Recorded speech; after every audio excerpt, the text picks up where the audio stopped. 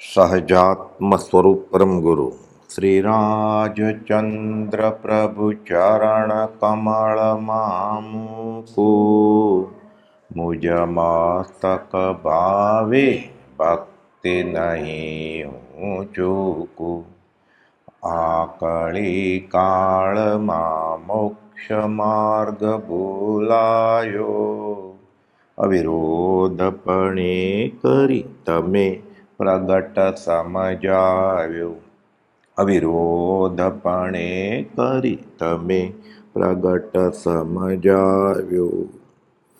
પરમાત્મા શ્રીમદ રાજચંદ્ર ભગવાનના વચનામૃત વંચાય છે. આત્મસિદ્ધિ શાસ્ત્ર 5મું પદ મોક્ષ. શંકા શિષ્ય ઉવાચ 87મી કડી. જીવનો તે કર્મથી મોક્ષ નથી એમ શિષ્ય કહે છે. કરતા ભોગતા જીવ હો પણ તેનો નહીં મોક્ષ, વીત્યો કાળ અનંત પણ વર્તમાન છે દોષ. કરતા ભોગતા જીવ હો પણ તેથી તેનો મોક્ષ થવા યોગ્ય નથી. કેમ કે અનંતકાળ થયો તો પણ કર્મ કરવા રૂપી દોષ હજુ તેને વિશે વર્તમાન જ છે. જેનો આગલો છેડો નથી ત્યારથી કર્મ કરે છે, કર્મ ભોગવે છે, તો મોક્ષ તો થયો નહીં. એટલે મોક્ષ જેવું કંઈ હશે જ નહીં. કરતા ભોગતા ભલે હોય, જીવ કર્મનો કરતા ને ભોગતા છે એ સમજાયું, પણ તેનો મોક્ષ થઈ શકે એ માન્યમાં આવતું નથી. કારણ કે જો મોક્ષ થતો હોત તો અનંતકાળ ગયો છતાં થયો કેમ નહીં? જો થોડો થોડો મોક્ષની નજીક ગયો હોત તો અત્યારે મોક્ષ થઈ ગયો હોત, પણ અનંતકાળથી નથી થયો. એટલે કરતા ભોગતા પણ ભલે હોય જીવને, પણ એ કર્મથી મોક્ષ થતો નહીં હોય. વર્તમાનમાં પણ જીવ સર્વથા દોષથી જ ભરેલો જ છે, તેથી મોક્ષ થાય એ કંઈ મનાતું નથી. 88મી કડી. શુભ કરે ફળ ભોગવે દેવાદી ગતિમાય, અશુભ કરે નરક આદિ ફળ કર્મ રહિત ન કે. વ્યવસ્થિત રીતે શિષ્ય હવે પ્રશ્ન રજૂ કરે છે કે શુભ કર્મ કરે તો તેથી દેવાદી ગતિમાં તેનું શુભ ફળ ભોગવે એ સમજાણું. અશુભ કર્મ કરે તો નરક આદિ ગતિને વિશે તેનું અશુભ ફળ ભોગવે. પણ જીવ કર્મરહિત કોઈ સ્થળે હોય નહીં તો મોક્ષ સંભવે કેમ? એટલે આ રીતે એને કરતા ભોગતા પણ રહેશે. ઊંચી નીચી ગતિમાં શુભ અશુભ કર્મ પ્રમાણે રખડ્યા કરે, પણ મોક્ષ નહીં હોય. શુભ કર્મ કરીને દેવ વગેરે ગતિમાં ફળ ભોગવે અને અશુભ કર્મનું ફળ નરક વગેરે ગતિમાં ભોગવે. ચારે ગતિમાં ક્યાંય પણ કર્મરહિત જીવ નજરે તો પડતો જ નથી. કદાચ એવું હોત તો ક્યારેક અનંતકાળમાં તો થયું હોત ને, એવું કે થયું જ નથી. જીવ માત્ર કર્મ સહિત હોવાથી શુભ અશુભ ફળ ભોગવતા જણાય છે. બધા જ જીવ કંઈ મોક્ષ જેવું હશે નહીં એમ. સમાધાન સદગુરુ વાચ. તે કર્મથી જીવનો મોક્ષ થઈ શકે છે એમ સદગુરુ સમાધાન કરે છે કે જેમ શુભાશુભ કર્મપદ જાણ્યા સફળ પ્રમાણ, તેમ નિવૃત્તિ સફળતા માટે મોક્ષ સુજાણ. 89મી કડી. કે શુભ કર્મનું શુભ ફળ, અશુભ કર્મનું અશુભ ફળ, તો નિવૃત્તિનું કર્મ કરે તો નિવૃત્તિનું ફળ, એના મોક્ષ. જેમ શુભ અશુભ કર્મપદ તે જીવના કરવાથી તે થતા જાણ્યા અને તેથી તેનું ભોગતાપણું પણ જાણ્યું, તેમ નહીં કરવાથી અથવા તે કર્મ નિવૃત્ત કરવાથી તે નિવૃત્તિ પણ થવા યોગ્ય છે. શુભનું શુભ અશુભનું અશુભ ન કરે તો ન ફળ, કાંઈ ન ફળ, એનું મોટું ફળ મોક્ષ. માટે તે નિવૃત્તિનું પણ સફળપણું છે. અર્થાત જેમ તે શુભ અશુભ કર્મ અફળ જતા નથી, તેમ તેની નિવૃત્તિ પણ અફળ જવા યોગ્ય નથી. કે નિવૃત્તિનો પ્રયત્ન એ કે કર્મ જ છે. એ કર્મનું ફળ નિવૃત્ત થઈ જવું એ છે, અને શાશ્વત રીતે નિવૃત્ત થઈ જવું એમના મોક્ષ. માટે તે નિવૃત્તિરૂપ મોક્ષ છે એમ વિચક્ષણ તું વિચાર કર. માટે મોક્ષ સુજાણ એટલે જાણકાર, તે ઘણો અભ્યાસ કર્યો એ વિચક્ષણ તું આ વિચાર કર હવે કે તેમ કાંઈ નહીં કર તો એનું એવું ફળ આવશે ન કરવાનું. શુભ અશુભ કર્મ ફળ સહિત છે એમ તે જાણ્યું તો એ બુદ્ધિમાન. શુભ અશુભ કર્મથી નિવર્તવું તેનું ફળ મોક્ષ પણ છે. શુભ અશુભ ભાવો રોકીને આત્મામાં ઉપયોગ સ્થિર કરવાથી કર્મનો સંવર અને નિર્જરા થતાં મોક્ષ થાય છે. એટલે નવા કર્મ આવવા ન દે, જૂના છે નવા બાંધ્યા વગર ખપવી દે, તો છેલ્લે જે હોય એ મોક્ષ.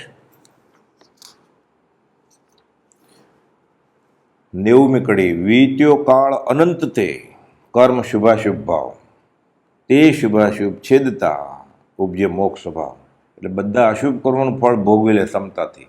એ ભોગવતા ભોગવતા નવા કર્મ બાંધે નહીં તો જૂના બધા નિર્જરી જાય, નવા બંધાણા નથી તો શું થાય? કર્મ ખાલી થઈ જાય બધા, એનું મોક્ષ.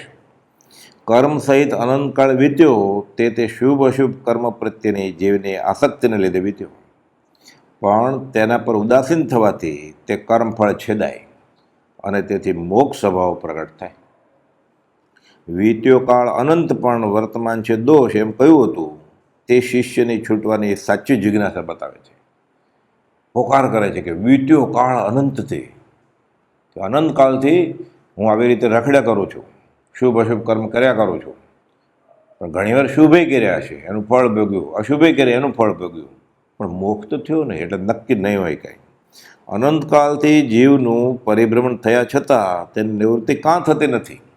વચનામૃત 195 આ ઇહાપો વિચાર જાગ્યો એ બતાવે છે. અને તે શું કરવાથી થાય? આ વાક્યમાં અનંત અર્થ સમાયેલો છે અને એ વાક્યમાં કહેલી ચિંતના કર્યા વિના, તેના માટે દ્રઢ થઈને જોયા વિના માર્ગની દિશાનું પણ અલ્પ ભાન થતું નથી. એ જોણા જાગવી જોઈએ કે અનંતકાલથી હું રખડું છું તો હું છૂટતો કેમ નથી? ખંભાતના મુમુક્ષુ અંબાલાલભાઈ મુખ્ય હતો અને સાથે ત્રિભુવનભાઈ કુપાલદેવને પત્ર લખ્યો, એમાં જવાબ આપે છે કુપાલદેવ 135મો પત્ર કે તમને આ વિચાર ઉગ્યો કે ભાઈ છૂટું કેમ, અનંતકાલથી આ રખડીએ. એટલે કહે છે કે તે માટે દ્રઢ થઈ ઝૂર્યા વિના માર્ગની દિશાનું પણ અલ્પભાન થતું નથી. આ ઝૂરણા અશાંતિ થાય તો શાંતિનો માર્ગ મળે. પછી છૂટીશ ક્યારે? શુભ અને અશુભને છેદીને પોતાના સ્વરૂપમાં સ્થિર થવું તે સંકિત વિના બનતું નથી. તે માટે પ્રથમ હું બંધાયો છું, દુઃખમાં છું તેનું તીવ્ર ભાન થાય, ઇહાપો જાગે કે કરવું શું? અનંતકાલથી હું રખડું છું.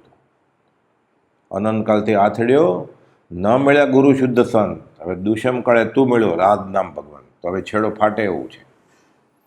જન્મ મરણથી ત્રાસ છૂટે ને તેથી બચવા સદગુને શરણે જાય, તેમના બોધને અનુસરી આપેલી આજ્ઞા આરાધે. એમાં પ્રમાદ મૂકીને નિરંતર પુરુષાર્થ કરતાં દર્શન મોહનીની મનતા થાય ત્યારે આત્મદર્શન થાય એટલે અંશે મોક્ષ થાય. ત્યાર પછી મોક્ષ એટલે કર્મરહિત દશા અને મોક્ષનો માર્ગ એટલે રત્નત્રય રૂપ જેમ છે તેમ સમજાય. સત્પુરુષની આજ્ઞાએ શુભ અશુભની ઈચ્છા રહિતપણે એક આત્મા એટલે કે સંકિત પ્રાપ્ત કરવા માટે જ પુરુષાર્થ કરે તો મોક્ષ સ્વભાવ એટલે સંકિત પ્રાપ્ત થાય. મોક્ષ સ્વભાવ એ જ મોક્ષ. તે માટે સંસારથી ભય અને તેથી છૂટવાની એકમાત્ર તીવ્ર ઈચ્છા થવી જોઈએ અને જ્ઞાનીની આજ્ઞામાં સર્વથા વર્તવું જોઈએ. સાંગો પાંગ, તનસે મનસે ધનસે સબસે એ બધો પ્રેમ ઉઠાવી ગુરુદેવ પ્રત્યે પ્રેમ ઢળે, એની આજ્ઞામાં રહે, પ્રમાદ રહિતપણે આરાધે ત્યારે કામ થાય.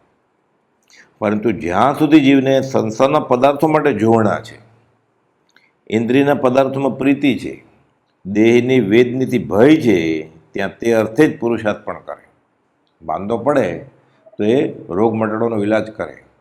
આ ભાવરોગ અને ભાવરોગ લાગુ પડ્યો છે અસાધ્ય અનંતકાળથી.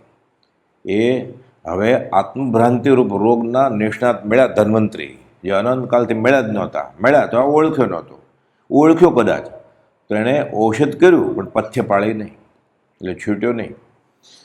પરંતુ વિષય ભોગ શાતા અશાતા તો કર્મને આધીન છે, વિના પુરુષાર્થ પણ બાંધ્યા છે, તે મુજબ ભોગવવાના છે. તેમાં ખાલી ચિંતા કરવાથી આત્માર્થ કે જે પુરુષાર્થથી જ થવાનો છે તે ચૂકી જવાય છે. બાકી બધું પ્રારબ્ધને આધીન છે, એમાં મહેનત નહીં કરે તો એ બધું થવાનું છે શુભ અશુભ કર્મ પ્રમાણે. અહીંયા તો મહેનત કરશે પછી જ ફળ મળશે.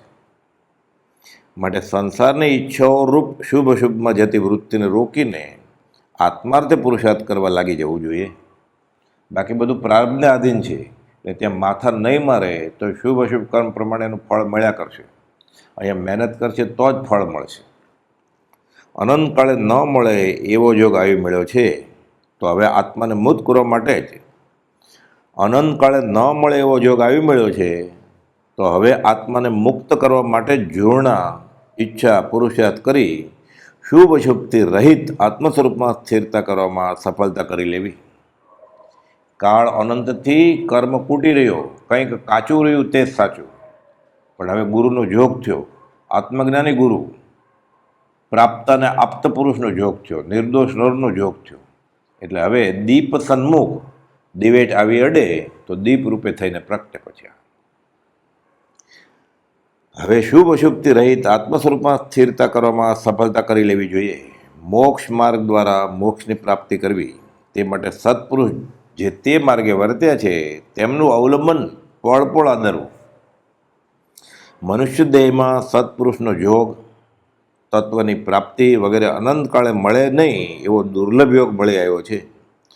તો હવે એમાં વીર્ય ફોરવું અને આત્માને અનાદિબંધનથી છોડાવવાનો છે. આ એને ઓળખાણ થાય, સાચી ઓળખાણ થાય, પછી એ માર્ગે પગલાં માંડે. 91મી કડી. દેહાદિક સંયોગનો આત્યંતિક વિયોગ, સિદ્ધ મોક્ષ શાશ્વત પદે નિજ અનંત સુખ ભોગ. દેહનો વિયોગ તો થયો છે, નવો દેહ ધારણ કર્યો છે, એનો વિયોગ થયો છે, પછી બીજો દેહ ધારણ કર્યો છે. આત્યંતિક વિયોગ એટલે ફરીવાર દેહ ધારણ ન કરે એવી રીતે જીવ્યો નથી ક્યારે. તે દેહાદિક સંયોગનો અનુક્રમે વિયોગ તો થયા કરે છે, પણ તે પાછો ગ્રહણ ન થાય તે રીતે વિયોગ કરવામાં આવે તો સિદ્ધ સ્વરૂપ મોક્ષ ભાવ પ્રગટે. એટલે બધા કર્મો ખપાવી દે, નવા કર્મ દેહ ધારણ કરવાના બાંધે નહીં, અને પછી જે વધે પોતે એમના મોક્ષ. તો એ દેહ ક્યારે છૂટશે?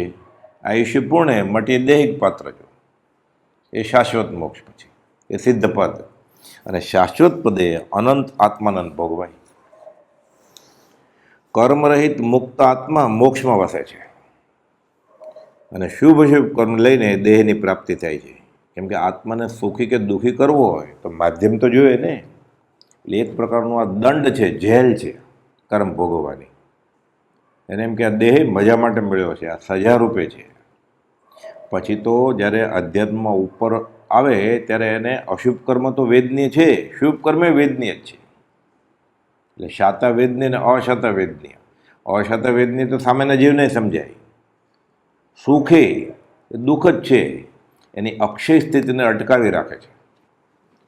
દેહને આધારે અનેક બાહ્ય પદાર્થોનો સંયોગ થાય છે. તે નિમિત્તે રાગ દ્વેષ થઈ કર્મ બંધાય છે, અને અનાદિકાળથી આ જીવ સંસારમાં રહ્યો છે. હવે દેહાદિ સર્વ પરદ્રવ્યથી આત્મા મુક્ત થાય, ફરી પાછો કદી પણ દેહાદિનો સંયોગ ન થાય, એવી રીતે સર્વકાળ માટે આત્યંતિક વિયોગ થાય, એટલે કે સર્વ કર્મનો સર્વથા ક્ષય થઈ જાય ત્યારે તે સિદ્ધ થાય. કર્મ હોય તો જન્મે ને, કર્મ હોય તો અવતરે, અમુક જગ્યાએ જાય, એને કોઈ પ્રતિબંધ જ નથી હવે કર્મ. અને મોક્ષરૂપી શાશ્વત પદમાં પોતાના અનંત સહજ આત્મસુખનો અનુભવ કરે, ત્યાં દેહાદિ સંયોગ અને સંસારના દુઃખોનો સદાને માટે નાશ થાય, એટલે આત્યંતિક વિયોગ, અને આત્માના અનંત સુખનો સદાને માટે અનુભવ પ્રાપ્ત થાય. એવું તે મોક્ષરૂપી શાશ્વત પદ છે, તેને કર્મરહિત થયેલો સિદ્ધ જીવ પામે છે. એટલે જ્યારે આ બધા કર્મ વયા જાય સદેહે, પછી ખાલી નામ, આયુષ્ય, ગોત્ર ને વેદનીય રહે. એ વેદનીય શાતા અશાતે વેદનીય સાક્ષી ભાવે વેદી લે, એટલે આયુષ્ય પૂર્ણે પછી એ દૈહિક પાત્ર મટી જાય, એમના મોક્ષ. એટલે મોક્ષ સંકિત થયું ત્યારથી જ એનો અંશ મોક્ષ થાય.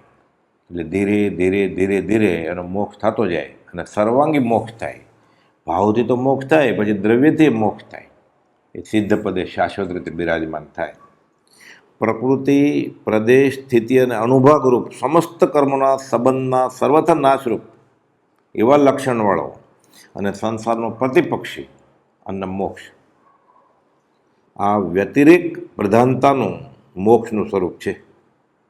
આ બધા શાસ્ત્રીય શબ્દો છે. આ વચનામૃત 102માં કુપોલદેવે સમજાવ્યું છે કે આ મોક્ષ કે પ્રકૃતિ, પ્રદેશ, સ્થિતિ અને અનુભાગરૂપ સમસ્ત કર્મો ગયા, સર્વથા નાશ છે, અને સંસારનો પ્રતિપક્ષી એમના મોક્ષ. દર્શન અને વીર્યાદિ ગુણ સહિત, એટલે અનંત દર્શન, અનંત ચારિત્ર તથા સંસારના ક્લેશો રહિત ચિદાનંદમયી આત્યંતિક અવસ્થા, આ સાક્ષાત મોક્ષ. આ શાસ્ત્રમાંને અન્વય પ્રધાનતા કહેવાય. મોક્ષ શું છે? જે ક્રોધ આદિ અજ્ઞાન ભાવમાં, ક્રોધ, માન, માયા, લોભ, ગાંધીજીએ પ્રશ્ન પૂછ્યો મોક્ષ શું છે? એટલે ગોપાલદેવ જવાબ આપે છે 530માં પત્રમાં. મોક્ષ શું છે? તો કે ક્રોધ આદિ અજ્ઞાન ભાવમાં દેહ આદિમાં આત્માને પ્રતિબંધ છે, તેથી સર્વથા નિવૃત્તિ થવી, સર્વથા મુક્તિ થવી, તે મોક્ષપદ જ્ઞાનીઓએ કહ્યું છે. જે વ્યવહારિક દાખલો છે સમજવા માટે, કે દોરડીથી બાંધવા આવેલા હાથનો બંધ છોડવામાં આવે, ટાઈટ બાંધી છે દોરડી, ખભાથી લઈને આંગળી સુધી. તો જ્યારે જેમ દોરડીના બંધની નિવૃત્તિ અનુભવમાં આવે એટલે છૂટતું જાય વળ, એમ અનુભવ કે હા આટલો ભાગ છૂટ્યો, આટલો ભાગ છૂટ્યો, આટલો ભાગ છૂટ્યો, એમ કરતાં કરતાં કરતાં ખભા સુધી પહોંચે ટચલી આંગળીથી. દોરડીના બંધની નિવૃત્તિ અનુભવમાં આવે અને છેવટે તે દોરડી વળ મૂકી સંપૂર્ણ છૂટી ગયાના પરિણામમાં વર્તે એમ પણ જણાય કે હાશ, હવે છેલ્લો વળ હતો એ છૂટી ગયો દોરડીનો, હવે હું તદ્દન મુક્ત થઈ ગયો એવું અનુભવાય. તે મુજબ અજ્ઞાન ભાવના પરિણામો છોડતા છોડતા છેલ્લે મોક્ષ એટલે મોકળાશ અનુભવાય છે. અને આ શાશ્વત મોકળાશ એનું નામ મોક્ષ. છેવટે જ્યારે તે અજ્ઞાન ભાવનું અત્યંત અલ્પણું હોય તે પણ અનુભવાય છે કે હવે થોડોક જ, એક જ વળ બાકી છે, થોડુંક જ બાકી છે, એ સદેહ અનુભવાય મોક્ષ. ત્યારે જણાય છે કે હવે કેવળ આત્મભાવ પણ દેહમાં સ્થિત થતાં અનુભવાય એમ છે અને તે મુજબ બને છે. પ્રગટ આત્મભાવ માત્ર અનુભવાય છે, જો કે આ દેહમાં સ્થિતિ છતાં અને આ દશાએ સર્વ સંબંધથી કેવળ પોતાનું ભિન્નપણું અનુભવમાં આવે છે. અર્થાત મોક્ષ પદ આ દેહમાં પણ અનુભવમાં આવે છે, સદેહ અનુભવાય છે કે હાશ હવે છુટકારો, પછી એમ થાય હવે આટલું ગયું, થોડુંક જ વળ બાકી છે એટલે હું સાવ છૂટી જઈશ. એટલે ગાંધીજીના ત્રીજા અને ચોથા પ્રશ્નના જવાબમાં ગોપાલદેવ વચનામૃત 530માં આ રીતે સમજાવ્યું છે. સહજ સ્વરૂપે જીવની સ્થિતિ થવી, સહજ, સહ એટલે સાથે, જ એટલે જન્મેલું, છે જ, હતું ને રહેશે કોણ? સ્વપદ, આત્મપદ. એટલે સહજ સ્વરૂપે જીવની સ્થિતિ થવી તેને શ્રી વિતરાગ મોક્ષ કહે છે. વચનામૃત 609.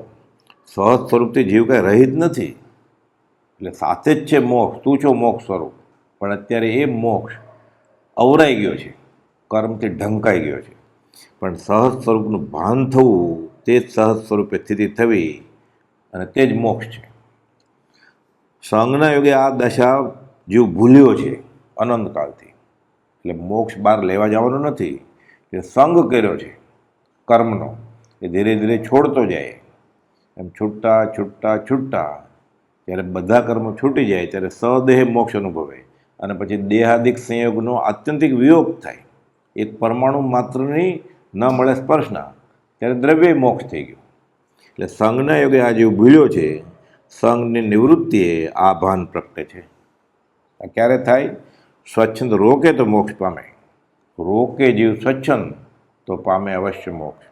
સ્વચ્છંદ રોકે તો મોક્ષ સમજાય કે મોક્ષ એટલે શું. હજી મોક્ષ એટલે શું, એ સર્વથા મોક્ષ એટલે શું એ જીવ સમજ્યો જ નથી. સમજે પછી શમાય ને, હજી સમજ્યું નથી એટલે શમાતો નથી.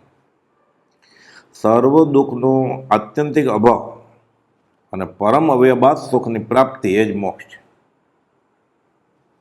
જે સંવરયુક્ત સર્વકર્મની નિર્જરા કરતો છતો વેદનીય કર્મ અને આયુષ્ય કર્મથી રહિત થાય તે મહાત્મા તે જ ભવે મોક્ષ પામે. પંચાસ્તિકાનો આ શ્લોક છે 153. ગોપાલદેવનું ભાષાંતર કરેલું છે કે જે સંવરયુક્ત સર્વકર્મની નિર્જરા કરતો છતો વેદનીય કર્મ અને આયુષ્ય કર્મથી રહિત થાય તે મહાત્મા તે જ ભવે મોક્ષ પામે. એટલે આયુષ્ય કર્મ ભલે બાકી હોય એટલે સદેહ મોક્ષ અનુભવે અને પછી આયુષ્ય પૂર્ણે મટીએ દેહાદિક પાત્ર જો. દર્શન મોહ ઉપશાંત અથવા ક્ષીણ થયો છે, એટલે ભ્રાંતિ બધી ગઈ, કાં દબાવી દીધી છે ભ્રાંતિ, કાં ક્ષીણ થઈ ગઈ છે. એવો જેનો મોહ ક્ષીણ થયો છે એવો ધીર પુરુષ વિતરાગોએ દર્શાવેલા માર્ગને અંગીકાર કરીને શુદ્ધ ચૈતન્ય સ્વભાવ પરિણામી થઈ મોક્ષપુર પ્રત્યે ધસે છે. સમયે સમયે અનંત ગુણ વિશિષ્ટ આત્મભાવ વધે છે. એને ખબર પડી જાય હવે કર્મો જાય છે, હવે હલકો થયો, હવે ચોખ્ખો થયો, હવે એકદમ નિવૃત્ત થયો. એમ કરતાં કરતાં કરતાં જ્યારે દ્રવ્ય છૂટી જાય, ભાવથી તો સદેહ અનુભવે મોક્ષ, પછી દ્રવ્ય એટલે કુપોદે લખ્યું છે અમે મોક્ષમાં જ છીએ. જ્ઞાનથી અજ્ઞાન ફીટ્યું, વચનામાં 377માં લખ્યું છે કે જ્ઞાનથી અજ્ઞાન ફીટ્યું ત્યારથી મુક્ત દશા અહીં જ અનુભવાય છે. તથારૂપ પ્રત્યક્ષ સદગુરુને યોગે અથવા કોઈ પૂર્વના દ્રઢ આરાધનથી જીન આજ્ઞા યથાર્થ સમજાય, યથાર્થ પ્રતીત થાય અને પછી યથાર્થ આરાધાય તો મોક્ષ થાય, એમાં સંદેહ નથી. એટલે જ્ઞાનીએ સદેહ મોક્ષ અનુભવ્યો, એટલે અનુભવીને વાત કરી છે. જ્ઞાન એટલે સમ્યક જ્ઞાન, સમ્યક દર્શન અને સમ્યક ચારિત્ર અને સમ્યક તપ, એ 4 કારણ મોક્ષના કયા છે. તે એકબીજા અવિરોધપણે પ્રાપ્ત થઈ મોક્ષ થાય છે. એટલે સમ્યક જ્ઞાન હોય તો એની શ્રદ્ધા એ સમ્યક હોય ને, અને એ પ્રમાણે સમ્યક ચારિત્ર આવે. વિતરાગની આજ્ઞાથી પોર્સની સ્વાધ્યાય કે ધ્યાન કરે તો યાવત મોક્ષ થાય. આજ્ઞાનું આ ફળ છે. એટલે આજ્ઞાનું ફળ શું છે? મોક્ષ. એટલે યાવત, જેમ હોવું જોઈએ એમ. પોર્સી એટલે ખાલી એક પ્રહર. વિતરાગની આજ્ઞાથી પોર્સની સ્વાધ્યાય કરે કે ધ્યાન કરે તો યાવત મોક્ષ થાય. પણ જ્ઞાનની આજ્ઞાએ કરે તો, પોતાની મેળે કરે તો જીવને રખડવાનું થાય. મોક્ષ એટલે શું? આત્માનું અત્યંત શુદ્ધપણું તે મોક્ષ. અજ્ઞાનથી છૂટી જવું તે મોક્ષ. સર્વકર્મથી મુક્ત થવું તે મોક્ષ. યથાતથ્ય જ્ઞાન પ્રગટે એમના મોક્ષ. જેમ હોવું જોઈએ એમ, જેમ જ્ઞાનીએ અનુભવ્યું એમ. ભ્રાંતિ રહે ત્યાં સુધી આ આત્મા જગતમાં છે, સંસારમાં છે, અને ભ્રાંતિ ગઈ કે જીવ સ્વદેહ મોક્ષમાં છે. જ્ઞાન અને અનુભવ હોય તો મોક્ષ થાય. એકલા વ્યવહારને વળગી ન રહેવું અને વ્યવહારને નિષેધવો પણ નહીં. એ તો શુષ્ક જ્ઞાની થઈ જાય તો વ્યવહારને નિષેધે, અને ક્રિયાજળ થઈ જાય તો વ્યવહાર જ કર્યા કરે. એટલે જ્ઞાન અને ક્રિયા ભેગા થાય તો મોક્ષ થાય. જ્ઞાન ક્રિયાભેમ મોક્ષ. મોક્ષ તો આ કાળને વિશે પણ પ્રાપ્ત હોય અથવા પ્રાપ્ત થાય છે. કુપલદેવ કહે છે 379માં પત્રમાં, મોક્ષ દુર્લભ છે જ નહીં, એના દાતા દુર્લભ છે. દાતા મળે 522માં કુપલદેવ લખે છે કે આત્મજ્ઞાન કે દુર્લભ છે જ નહીં જો સત્પુરુષ મળે તો. એટલે સત્પુરુષ મળ્યા પછી આત્મજ્ઞાન કંઈ દુર્લભ નથી. પણ અનંતકાલથી એને સત્પુરુષ મળ્યા નથી. મળ્યા તો ઓળખ્યો નહીં, એટલે મળ્યા નહીં બરાબર જ થયું. એટલે કહે છે મોક્ષ તો આ કાળને વિશે પણ પ્રાપ્ત થાય અથવા પ્રાપ્ત હોય છે, પણ દાતા દુર્લભ છે, મોક્ષ દુર્લભ નથી. કહે છે હે પરમાત્મા, અમે તો એમ જ માનીએ છીએ કે આ કાળમાં પણ જીવનો મોક્ષ હોય. 213માં પોકાર કર્યો, કેમ કે અનુભવાય છે મોક્ષ.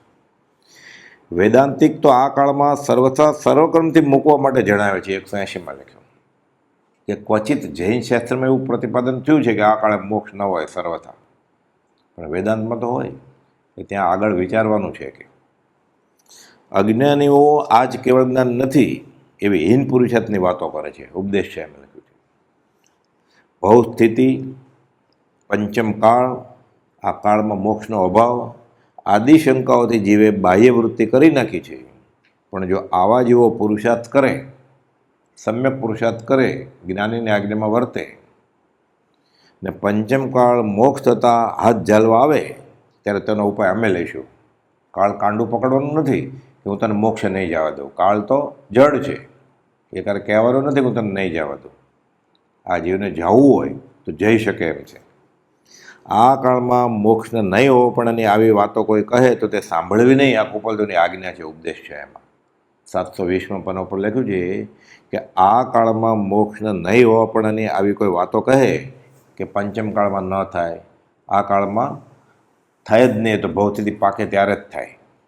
આ વાત સાંભળવી નહીં. શાસ્ત્રમાં આ કાળમાં મોક્ષનો કંઈ સાવ નિષેધ નથી.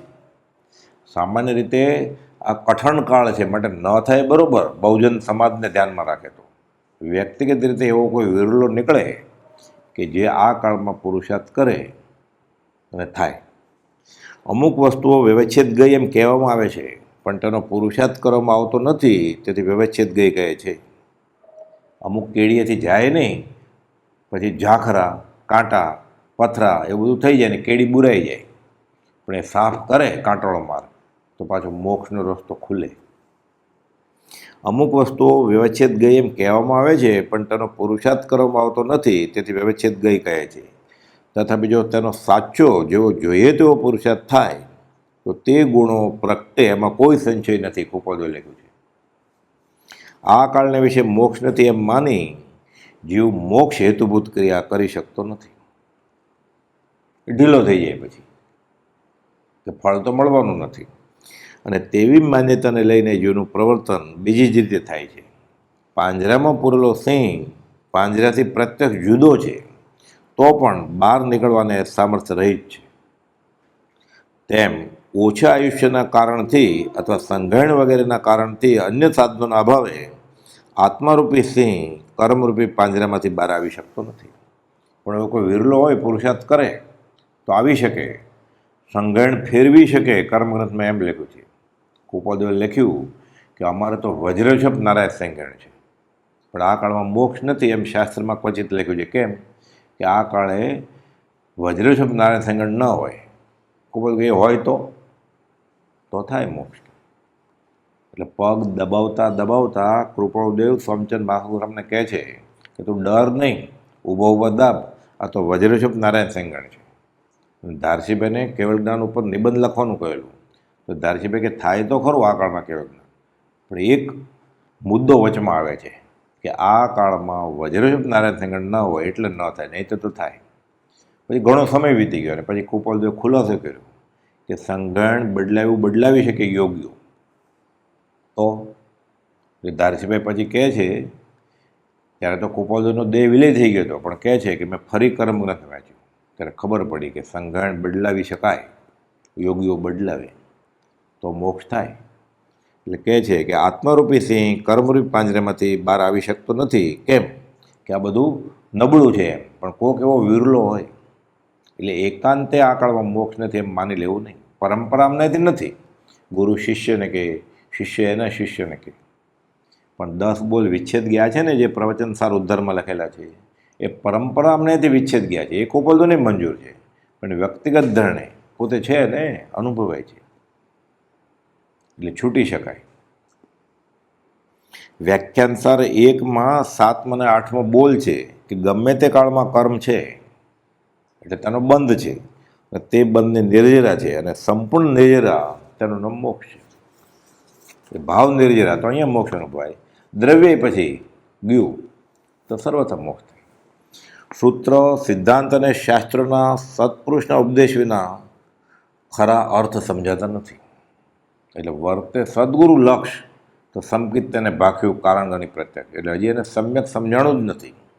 શિવપશમ જબરો હોય પણ સમજાવવાનો ન હોય તો પોતાની બુદ્ધિએ છેડો ફાટે એમ નથી. એટલે કે જે સૂત્ર, સિદ્ધાંત અને શાસ્ત્રો સત્પુરુષના ઉપદેશ વિના ફળતા નથી. ફેરફાર છે તે વ્યવહાર માર્ગમાં ફેરફાર છે, મોક્ષ માર્ગમાં ફેરફાર નથી. એક જ છે, એક હોય 3 કાળમાં પરમાર્થનો પંથ. તે પ્રાપ્ત કરવામાં શિથિલપણું છે, તેનો નિષેધ કરવામાં આવ્યો છે. અભવ્ય જીવ એટલે જે જીવ ઉત્કટ રસે પરિણમે અને તેથી કર્મો બાંધ્યા કરે તે, અને તેને લીધે તેનું મોક્ષ ન થાય એ સમજાય કે આ ઉત્કટ રસે પરિણમે છે તો મોક્ષ થાય નહીં. ભવ્ય જીવ એટલે જે જીવનું વીર્ય શાંત રસે પરિણમે, તેથી તેનો નવો કર્મ અટકી જાય, જૂના ખપી જાય અને મોક્ષ થાય. એટલે દ્રવ્યના સ્વભાવની અપેક્ષાએ આ વ્યાખ્યા જ્ઞાનીઓએ કરી. એટલે કુપોદે વ્યાખ્યાન સર 2માં 29મી નોંધમાં વ્યાખ્યા આપી છે કે અભવી ને ભવ્ય એટલે શું. એ ક્ષેત્રે એ સમયે એ જીવ અંગે જ્ઞાનીએ જાણ્યું કે આ ઉત્કટ રસે પરિણમે છે એટલે છૂટવાનું નથી. પણ બદલી જાય તો ભાવ તો પોતાના હાથમાં છે, તો એ સમયે એ જીવના ભાવ અંગે જ્ઞાની કહે કે આ જીવ છૂટી જશે. એટલે કુપોદે ભવ્ય અભવ્યનો ભેદે ટાળી દીધો. જો ઈચ્છો પરમાર્થ તો કરો સત્ય પુરુષાર્થ, કે ભવસ્થિતિને કાંઈ આદુ આવે કે ના આનું નય જ થાય એવું નથી. સર્વ જીવ છે શુદ્ધ સમ, ભવ્ય અભવ્ય કાંઈ નહીં. એ સમજવા માટે વાત કરી હોય જ્ઞાનીએ. કોકે પૂછ્યું હોય બાળ જીવે કે બધા મોક્ષ વ્યા જશે તો કોઈ રહેશે જ નહીં સંસારમાં, હવે એના સમાધાન કેવી રીતે થાય? એટલે કે ના, અમુક એવા જીવો છે એ ક્યારે છૂટવાના જ નથી. હા બરાબર, એમ કરીને પુરુષાર્થ કરવા માંડ્યો તો અટકી જાય નાની નાની શંકામાં. એટલે કૃપાળુદેવને ભવિ અભવિનો ભેદ એ રીતે માન્ય નથી. સર્વજીવ છે સિદ્ધાંત છે, જે સમજે એ છૂટશે, નહીં સમજે તો એ અભવિ જ રહેશે. ક્યાં સુધી અભવિ રહેશે? જ્યાં સુધી નહીં સમજે ત્યાં સુધી. ક્યારે છૂટી જશે? સમજશે ત્યારે. એટલે કહે છે કે અભવ્ય જીવ એટલે જે જીવ ઉત્કટ રસે પરિણમે અને તેથી કર્મ બાંધ્યા જ કરે અને તેને લીધે તેનો મોક્ષ ન થાય, સમજાય એવું છે. અને ભવ્ય એટલે જે જીવનું વીર્ય શાંત રસે પરિણમે, તેથી નવો કર્મ ન થતાં મોક્ષ થાય. દ્રવ્યના સ્વભાવની અપેક્ષાએ આ વ્યાખ્યા જ્ઞાનીએ કરી છે. આત્માની પરમ શાંત દશે મોક્ષ. વ્યાખ્યાનસર 2:13મી નોંધમાં ત્રીજા બોલમાં કુપોલે કહ્યું છે કે જો એક જીવનો મોક્ષ થતો હોય તો બીજો જીવનો કેમ ન થાય? બે દ્રવ્ય છે સરખા, જીવ દ્રવ્ય, તો બે છૂટી શકે જ્ઞાનીની આજ્ઞાએ વર્તે તો. કર્મ દ્રવ્યની સાથે એટલે કે પૂતગલ દ્રવ્યની સાથે જીવનો સંબંધ તે બંધ છે. તેનો વિયોગ થવો, આત્યંતિક વિયોગ થવો એને મોક્ષ છે. આચરણ સૂત્રમાં લખેલું છે કે જે બંધાયેલો છે તે મોક્ષ, બંધથી છૂટ્યો. અબંધ છે જીવે 913માં પત્રમાં અને 321માં પત્રમાં કુપાલદેવે અબંધ દશાની વાત કરી છે કે ગૃહસ્થ દશામાં એવા જ્ઞાની હોય કે જે અબંધ દશાએ જીવી શકે. ભરત ચક્રવર્તી જનક વિદેહની વાત આવે છે શાસ્ત્રમાં. કુપોલદેવની દશા વેત ઊંચી છે એટલે આકાશી ભગવાનને પોકાર કરે છે 680માં કે હે ભગવાન, હે પરમાત્મા, હે નાથ, તારી આગળ છે મારી આગળ છે, હવે લેવા દેવાની કડાકૂટી નથી. તો આકાશી ભગવાન પાસે તો કેવળ તને મોક્ષ છે, તો કે મારી આગળ એ છે, મારે કંઈ જોતું જ નથી, અમે મોક્ષમાં જ છીએ. એટલે લખ્યું છે આભ્યંતરપૂર્ણ અવલોકન હાથ નોંધ પહેલીની 5મી નોંધમાં કે 12મે હું એટલે ક્ષીણ મોગ સ્થાનક, હમણાં સંપૂર્ણ પદને પ્રાપ્ત થવાનો છું એટલે 13મું ગુણ સ્થાનક સહયોગી કેવળી. અને પછી લખે છે માર્મિક ખુલાસો કે આયુષ્ય પૂર્ણે તમે જોયેલું જે પદ શુદ્ધાત્માનો એમાં મને જોશો તમે. ત્યારે શું થશે? દેહાદિક સંયોગનો આત્યંતિક વિયોગ થશે, સિદ્ધ મોક્ષ શાશ્વત પદ મળશે. એટલે મોક્ષ માર્ગ આ દેહ સ્થિતિએ જેણે અનુભવ્યો છે જ્ઞાની, એની આરાધના કરે સમ્યક પ્રકારે તો એને મોક્ષ થાય. આત્મ અનુભવ ગમ્ય મોક્ષ, આત્મજનિત મોક્ષ એટલે આ બધા સુખ છે. આત્મ અનુભવ ગમ્ય સુખ, આત્મજનિત સુખ અને મોક્ષ સુખ આ બધું એક જ છે, માત્ર શબ્દ જુદા છે. 403માં લખ્યું ને સહસ્વભાવરૂપ મોક્ષને પામે છે. તો સહસ્વભાવરૂપ મોક્ષ મળે પછી શરીરમાં હોય લાખો વર્ષો તક જીવવું, આ મૃત્યુ આજે આવે એને કંઈ મતલબ જ નથી, મોક્ષમાં જ છે. તો અહીંયા એટલે ઈચ્છા રહિત પણ નથી, ઈચ્છા સહિત પણ જ્ઞાની નથી. એટલે જ્ઞાનથી અજ્ઞાન ગયું ત્યારથી જ જ્ઞાની મુક્તપણો અનુભવે છે. અને આવા જ્ઞાની જે બોધે મોક્ષનો માર્ગ એ સાચો માર્ગ, આપ્ત પુરુષ જેના ઉપર વિશ્વાસ રાખી શકાય. એટલે આત્મ સ્વભાવ એને જાણ્યો, અનુભવ્યો એ જ પરિણામ થઈ ગયા. અને એ પરિણામ એના કાયમ ટકી રહે એટલે આયુષ્યપૂર્ણ જાય ત્યારે મોક્ષમાં હોય. હવે મોક્ષનો ઉપાય. શંકા શિષ્ય ઉવાચ, મોક્ષનો ઉપાય નથી એમ શિષ્ય કહે છે. કે તમે મોક્ષ વિશે તો સમજાયું બરાબર, પણ મોક્ષનો ઉપાય કંઈ કારગત થાય એવું લાગતું નથી. કેમ? હોય કદાપી મોક્ષપદ નહીં અવિરોધ ઉપાય. કર્મો કાળ અનંતના સાથી છેદા જાય 92મી કડી. મોક્ષપદ કદાપી હોય તો પણ તે પ્રાપ્ત થવાનો કોઈ અવિરોધ એટલે યથાતથ્ય પ્રતીત થાય એવો ઉપાય જણાતો નથી. ઘણા ઉપાયો છે, એના વિરોધે એટલા જ છે. તેવો કોઈ શાશ્વત સર્વાંગી ઉપાય છે? કેમ કે અનંતકાળના કર્મો છે તે આવા અલ્પ આયુષ્યવાળા મનુષ્ય દેહથી છેદ્યા કેમ જાય? અહીં શિષ્યને શંકા થાય છે કે અનાદિકાળથી જે કર્મ બાંધ્યા છે તે બધાને હવે એકાએક દૂર કરી શકે એવો અચૂક ઉપાય મળે એમ લાગતું નથી. અવિરોધ એટલે માન્ય થાય એવો, ભૂલ વગરનો, અચૂક કાર્ય કરે એવો ઉપાય મને જણાતો નથી. માટે અનાદિકાળના કર્મો શી રીતે છેદાય તે કહો. અથવા મતદર્શન ઘણા કહે ઉપાય અનેક, તેમાં મત સાચો કયો? બને ન એ વિવેક 93મી કડી. અથવા કદાપી મનુષ્ય દેહના અલ્પાયુષ્ય વગેરેની શંકા છોડી દે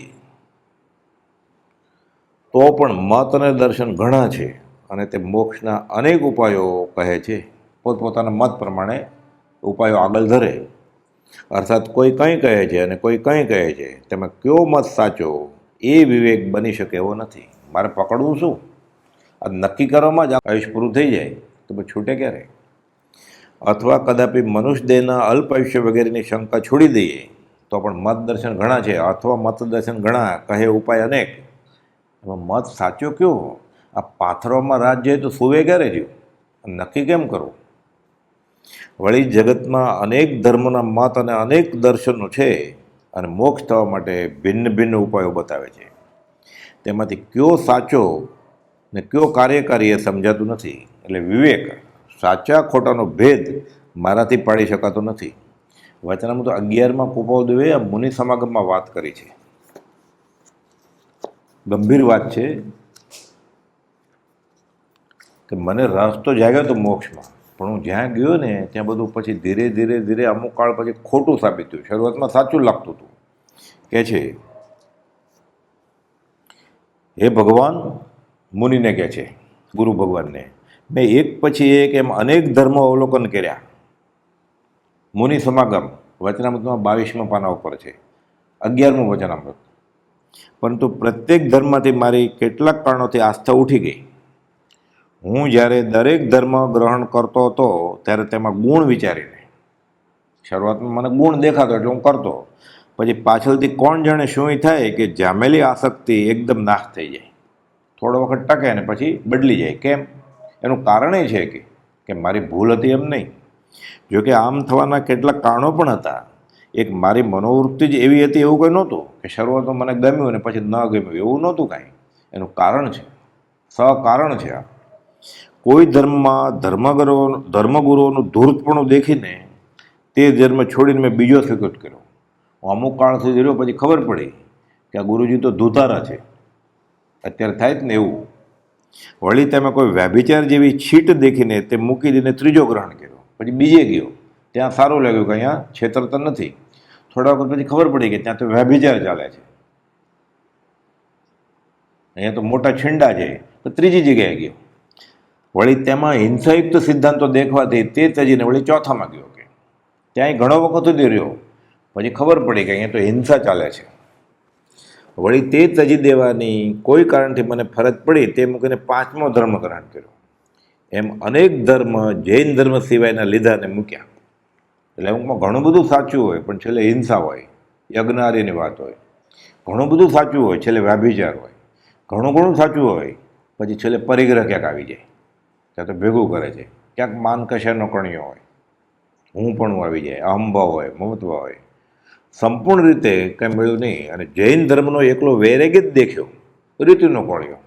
તો અહીંયા તો બધું છોડવાની જ વાત છે. કાંઈ આપણે જેને વ્યવહારે મજા કહીએ છીએ એવું તો કાંઈ છે નહીં. કે છેલ્લે જૈન ધર્મની બધી કથાની વાર્તા વાંચીએ ને, રોચક કથા હોય, રોમાંચ ખડા થઈ જાય. છેલ્લે છોડવાનું જ હોય. એટલે કહે છે કે જૈન ધર્મનો એકલો વૈરાગ્ય જ દેખીને મૂળથી તે ધર્મ પર મને ભાવ ચોંટ્યો જ નહોતો. એટલે પ્રથમ દેખાય તો કાળકૂટ વિષ લાગે ને, કે અહીંયા તો બધું છોડી જ દેવાનું છે. એટલે પ્રથમ દેખાય કાળકૂટ વિષ, કોઈક ટકી રહે કરેડિયા કરીને, તો પરિણામે અમૃત છે. આવે છે ને આલોચનામાં, જપ તપ સંયમ દોયલો, ઔષધ કડવી જા, સુખ કારણ પીછે ઘનો, નિશ્ચય પદ નિર્વાણ. ઘણા ધર્મની લે બેલમાં મેં છેવટે એવો સિદ્ધાંત નક્કી કર્યો કે બધાય ધર્મ મિથ્યા જ છે. અને જૈન ધર્મ કદાચ સાચો હોય, પણ અહીંયા તો બધું છોડી દેવાની જ વાત છે. એટલે સાવ સૂકું લાગ્યું. ધર્મ આચાર્યોએ જેમ જેમ રૂચ્યું તેમ પોતાની રુચિમાં પાખંડી જાળો પાથરી દીધી છે. બાકી કશું એ નથી એમાં.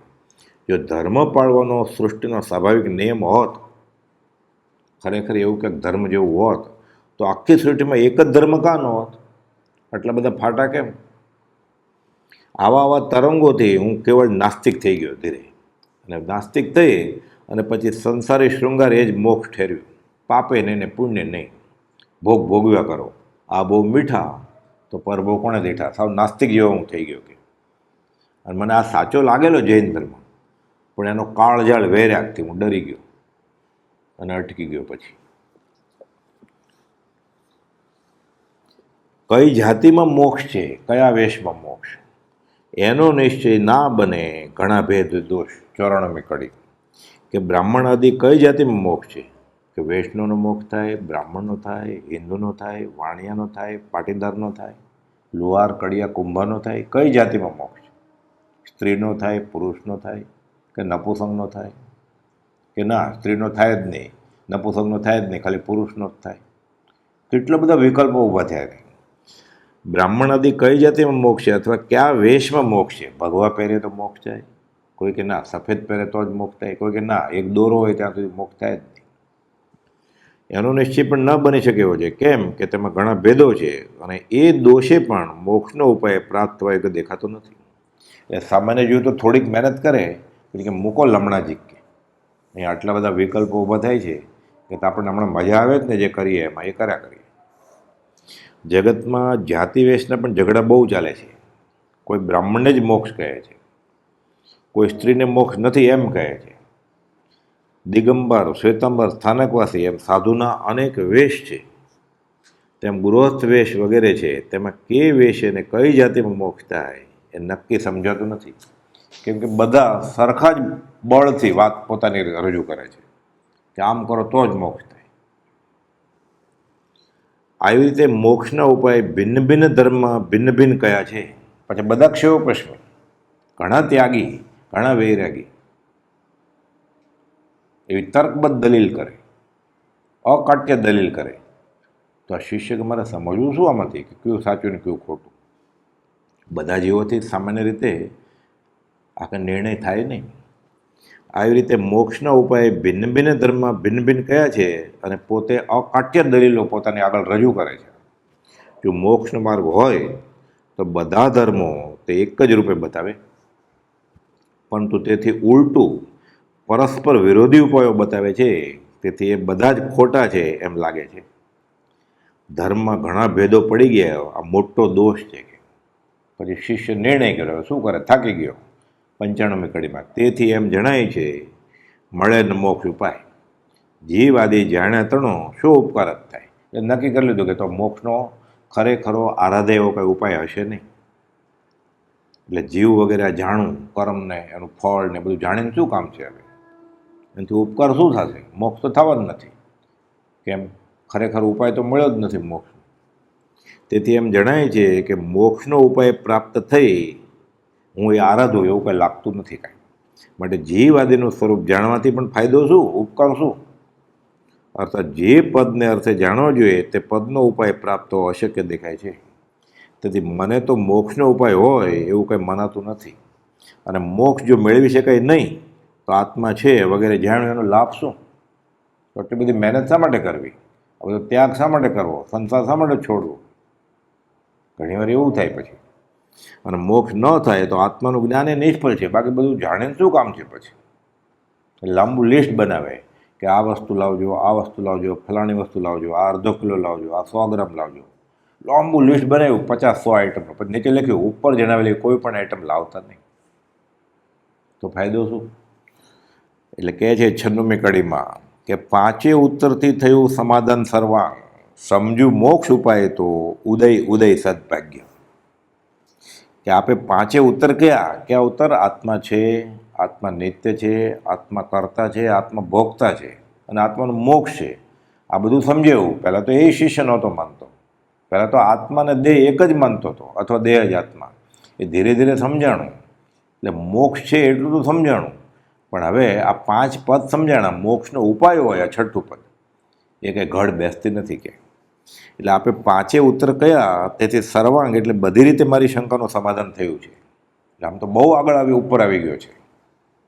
પણ જો મોક્ષનો ઉપાય સમજું તો સદભાગ્યનો ઉદય ઉદય થાય. અહીં ઉદય ઉદય 2 વાર વાપર્યું. એટલે આમ તો શિષ્ય હવે ઉતાવળમાં છે કે જલ્દી મને મળે તો સારું. પણ પાછું એમેય પોતે નિર્ણય કર્યો છે કે આમાં મળે એવું લાગતું નથી કાંઈ. 5 ઉત્તરના સમાધાનથી થયેલી મોક્ષપદની જિજ્ઞાસાનું હવે તીવ્રપણું દર્શાવે છે કે ખરેખર હોય તો ઉદય ઉદય સદભાગ્ય. આપે કૃપા કરીને આત્મા છે, આત્મા નિત્ય છે, આત્મા કરતા ભોગતા છે અને આત્માનો મોક્ષ છે એ 5 પ્રશ્નના ઉત્તર આપીને સમજાવ્યું. મને પૂરેપૂરું સમજાઈ ગયું છે કે શિષ્ય કેટલો ઉપર આવી ગયો છે. તેમાં કંઈ શંકા હવે રહી નથી. હવે એક મોક્ષનો ઉપાય જો સમજાય તો મારું અહોભાગ્ય થાય કે મને હવે સાચો સમ્યક ઉપાય સમજાવી દો. 5 ઉત્તરથી શિષ્યએ મોક્ષ સુધીની શ્રદ્ધા દ્રઢ કરી લીધી છે. હવે તેને મોક્ષ પ્રાપ્ત કરવાની પરમ જિજ્ઞાસા થઈ છે. તે એવી કે જો મોક્ષનો ઉપાય મળે તો તેના પુરુષાર્થમાં મંડી પડવું છે. તેને છોડે નહીં અને મોક્ષરૂપ આત્મકલ્યાણ જરૂર કરી લે. જગતના મતોથી મોક્ષનો ઉપાય જડે એવો નથી, એ શિષ્યને સમજાઈ ગયું છે. હવે પરંતુ તેને સદગુરુમાં શ્રદ્ધા છે કે તેઓ જરૂર મોક્ષનો ઉપાય પણ બતાવશે અને તે આરાધતા પોતે પણ મોક્ષ મેળવશે જ, એવી પોતાની તત્પરતા થઈ છે. તેથી ઉલ્લાસમાં આવી જઈને કહ્યું કે હું મોક્ષનો ઉપાય સાંભળું એટલી જ વાર છે. ઉદય ઉદય સદભાગ્ય, મારો આવો ઉદય આવે, મને સાચો મોક્ષનો ઉપાય તમે આપો, હું એ આરાધું. ઉપાય સમજાય એટલે મારો મોક્ષ અથવા તો સદભાગ્યનો ઉદય થયો જ સમજવો. અહીં જીવની પાત્રતા એટલે ગુરુ બતાવે તે કરવાની તત્પરતા બતાવી છે. એવી તૈયારી પોતાની હોય તો જ પછી સદગુરુ ઉપદેશ આપે તે પરિણમે. 2 વાર ઉદય ઉદય કહ્યું તે શિષ્યને ઉલ્લાસપૂર્વક આનંદ થયો છે તે સૂચવે છે કે ઉદય ઉદય સદભાગ્ય. શરૂઆતમાં જગતના મતોનો વિચાર કરતાં મોક્ષની પ્રાપ્તિ નથી એમ લાગ્યું, પરંતુ પછી સદગુરુને શંકા કહેતા તેના ભાવો ફેર્યા અને અવશ્ય મોક્ષ ઉપાય પણ સદગુરુ બતાવશે અને મારું પરમ કલ્યાણ થશે જ એવો શ્રદ્ધાયુક્ત ભાવ થયો છે. હજી ગુરુએ સર્વાંગે બતાવ્યું નથી તો એને થયું, એટલે સત્પુરુષના યોગ બળનું આ ફળ છે. એટલે કુપોદેવ 249માં લખ્યું છે કે વગર સમજાવે પણ સ્વરૂપ સ્થિતિ થવી સંભવે. જો સાચા જ્ઞાની મળી જાય અને આજ્ઞા આરાધે જીવ તો પ્રત્યક્ષ સદગુરુ યોગમાં વગર સમજાવે સ્વરૂપ સ્થિતિ થઈ જાય. આ એનું યોગ બળ છે સત્પુરુષનું, કેમ કે પોતે મોક્ષમાં છે એટલે સામાવાળો જો યથાર્થ ઓળખે તો એ મોક્ષમાં આવી જાય. પછી 97મી કડી સમાધાન સદગુરુ વાચ. મોક્ષનો ઉપાય છે એમ સદગુરુ સમાધાન કરે છે. હવે સદગુરુ એનું સમાધાન કરશે. હવે સમય પૂરો થાય છે, અવસરે લેશું. સહજાત્મ સ્વરૂપ પરમ ગુરુ.